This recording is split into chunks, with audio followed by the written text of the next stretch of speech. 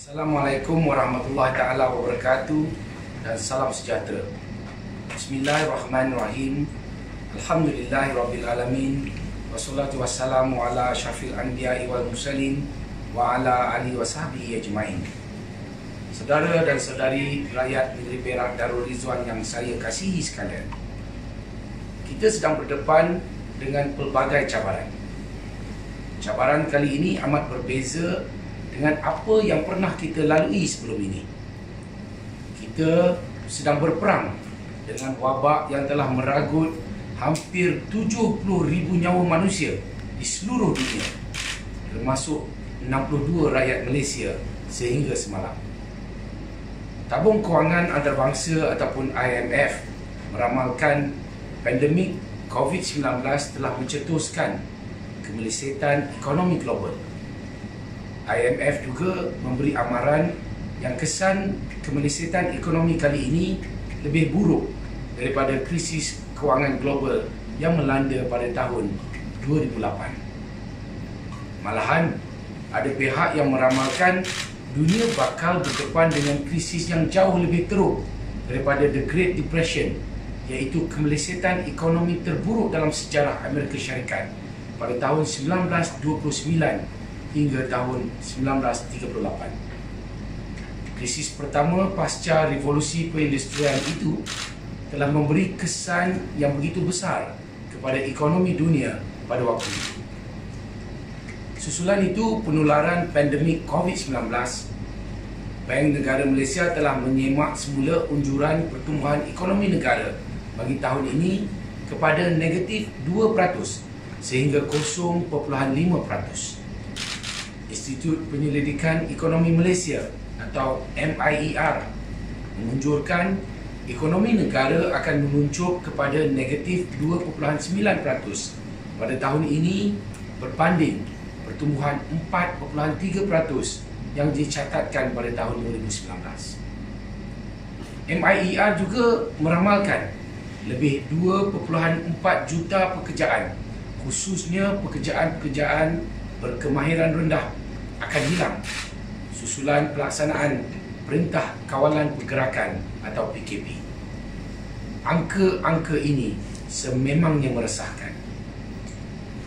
Justru pada 27 bulan Mac 2020, Yang Amat Berhormat Perdana Menteri Datuk Seri Diraja Tan Sri Muhyiddin Yassin telah mengumumkan pakej Rangsangan Ekonomi Prihatin Rakyat atau Prihatin.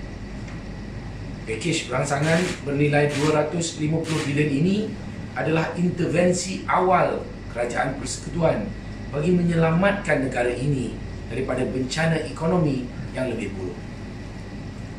Kerajaan negeri amat mengalu-alukan pengumuman Yang Amat Berhormat Perdana Menteri semalam mengenai langkah tambahan bagi pakej rangsangan ekonomi prihatin rakyat ataupun prihatin tambahan. Peruntukan sebanyak 10 bilion ringgit bagi membantu perusahaan kecil dan sederhana yang menggaji hampir 65% daripada keseluruhan tenaga kerja negara pastinya memberi kelegaan kepada pengusaha-pengusaha PKS di negeri Perak.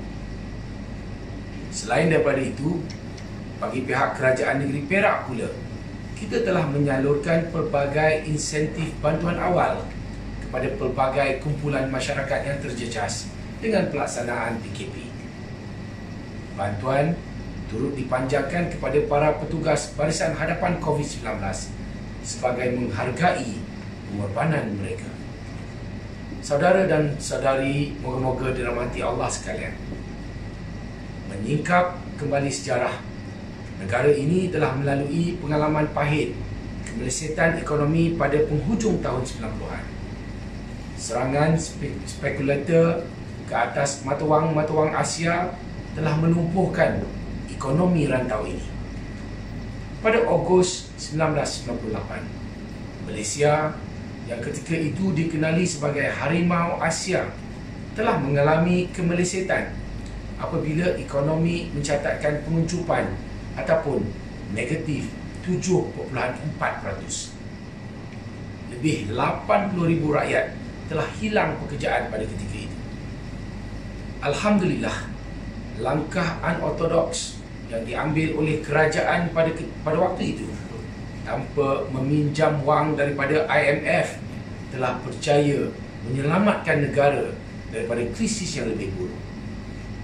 Sebagai negara yang mengamalkan ekonomi terbuka, Malaysia tidak terlepas daripada kesan krisis kewangan global yang melanda pada tahun 2009. Ekonomi negara menunjuk pada kadar negatif 1.5%. Namun sekali lagi, kita berjaya mengatasi badai itu dan memulihkan ekonomi negara. Bagaimanapun, apa yang kita hadapi pada tahun ini jauh berbeza daripada cabaran-cabaran yang lalu. Ancaman pandemik COVID-19 menyebabkan kerajaan terpaksa meminta rakyat untuk berada di rumah bagi mengekang penularan virus ini, sekaligus merencatkan keseluruhan aktiviti sosial dan ekonomi. Saudara dan saudari, bagi menangani cabaran yang begitu rumit ini, kita perlu memikirkan pendekatan out of the box ataupun pemikiran di luar kotak.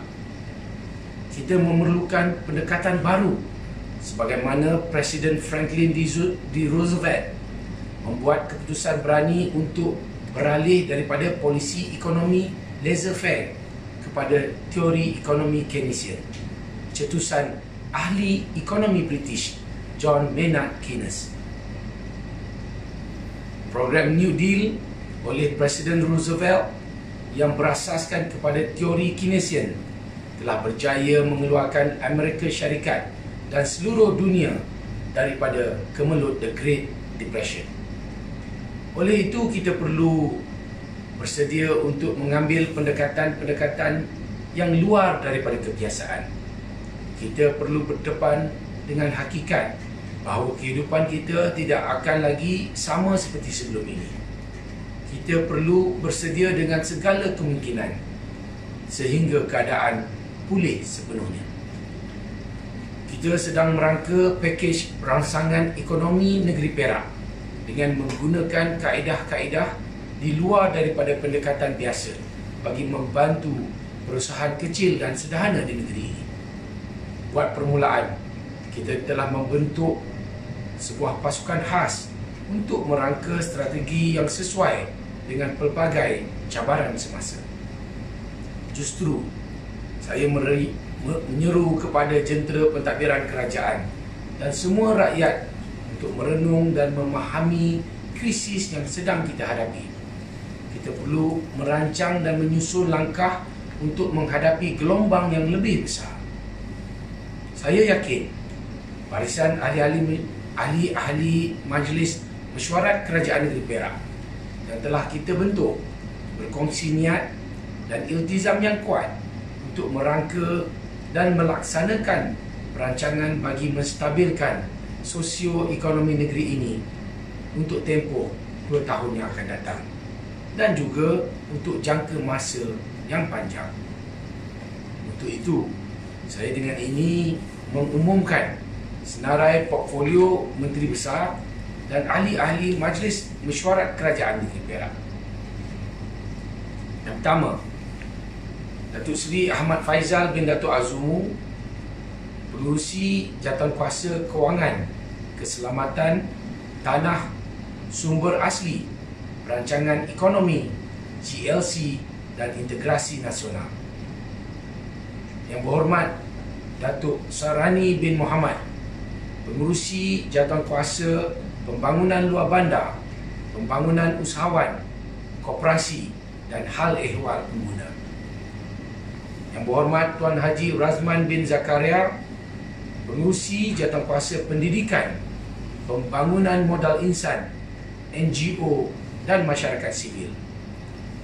Yang berhormat Datuk Nuli Ashilin binti Datuk Muhammad Razi, Pengerusi Jawatankuasa Perumahan, Kerajaan Tempatan, Pengangkutan Awam dan Pelancongan. Yang berhormat Datuk Syarul Zaman bin Yahya, Pengerusi Jawatankuasa Industri, Pelaburan dan Pembangunan Koridor. Yang berhormat Datuk Ahmad Yunus bin Jamahri, Pengerusi Jawatankuasa Pertanian, infrastruktur tenaga dan air. Yang berhormat Encik Muhammad Akmal bin Kamarudin, Pengerusi Jawatankuasa Agama Islam dan Penerangan. Dan yang terakhir, Yang berhormat Datuk Dr. Nurashikin binti Wan Nordin, Pengerusi Jawatankuasa Pembangunan Wanita, Keluarga dan Kebajikan Masyarakat. Saudara dan saudari yang dirahmati Allah, saya juga ingin mengumumkan bahawa beberapa ahli mesyuarat kerajaan negeri yang telah dilantik akan turut memangku portfolio 3 lagi ahli majlis mesyuarat kerajaan negeri yang masih belum diisi. Saya sendiri akan memangku portfolio kesihatan, manakala Yang Berhormat Encik Akmal akan memangku portfolio sains, alam sekitar dan teknologi hijau. Yang Berhormat Datuk Noli Ashilin pula akan memangku portfolio komunikasi dan multimedia, manakala Yang Berhormat Datuk Syarul Zaman akan memangku portfolio belia dan sukan.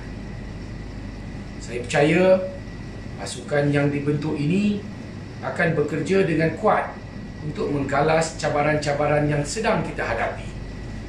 Tetapi pada masa yang sama, pasukan ini juga memerlukan kerjasama, sokongan dan doa seluruh rakyat negeri Perak yang dikasihi dalam mengharungi badai gelora ekonomi kesan daripada wabak COVID-19. Saudara dan saudari yang dikasihi, percaya dan yakinlah dengan firman Allah Subhanahu Wa Taala dalam surah Al-Baqarah ayat 286 yang bermaksud, Allah tidak membebani seseorang melainkan sesuai dengan kesanggupannya. Ia mendapat pahala dari kebajikan yang diusahakannya dan ia mendapat seksa dari kejahatan yang dikerjakannya. Ini diperkuatkan lagi dengan firman Allah Subhanahu Wa Taala dalam surah Al-Insyirah ayat 5 hingga 6 yang bermaksud, oleh itu maka tetapkanlah kepercayaanmu bahawa sesungguhnya tiap-tiap kesukaran disertai kemudahan. Dan sekali lagi ditegaskan bahawa sesungguhnya tiap-tiap kesukaran disertai kemudahan. InsyaAllah, jika kita bersatu hati dan bersatu iltizam menerima hikmah di sebalik ujian, kita akan berjaya mengatasi cabaran ini seperti mana yang telah kita buktikan dalam krisis-krisis sebelum ini. Demi rakyat, kerana Allah, kepada Allah kita berserah. Sekian, wabillahi taufik wal hidayah. Assalamualaikum warahmatullahi taala wabarakatuh.